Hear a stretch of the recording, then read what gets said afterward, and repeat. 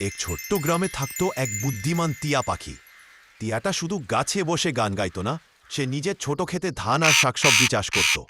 প্রতিদিন সকালে সে মাটিতে নেমে বীজ বুনত, জল দিত আর খুব যত্নে ফসল বড় করত।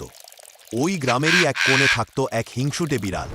বিড়ালটা কাজ করতে একদম পছন্দ করত না। সে সারাদিন টিয়ার ক্ষেতের দিকে তাকিয়ে ভাবত, আমি কিছুই করি না, অথচ টিয়া এত সুন্দর ফসল পায়। এটা অন্যায়। একদিন বিড়াল চুপি চুপি রাতে টিয়ার ক্ষেতে ঢুকে গাছগুলো নষ্ট করে দিল। সকালে টিয়া এসে দেখে তার অনেক ফসল নষ্ট হয়ে গেছে। টিয়া দুঃখ পেল, রাগ করল না। সে আবার নতুন করে ক্ষেত পরিষ্কার করে বীজ বুনল। কয়েকদিন পর আবার ফসল ভালোভাবে বড় হলো। এবার টিয়া বিড়ালকে ডেকে বলল, তুমি চাইলে আমার সাথে কাজ করতে পারো, একসাথে করলে দুজনই খাবো। বিড়াল লজ্জা পেয়ে মাথা নুইয়ে ফেলল। সে বুঝল হিংসা করে কিছু পাওয়া যায় না। সেদিন থেকে বিড়াল টিয়ার সাথে খেতে কাজ করতে লাগল। অল্পদিনেই দুজনের মধ্যে বন্ধুত্ব হলো, আর গ্রামটা হয়ে উঠল আরও সুন্দর।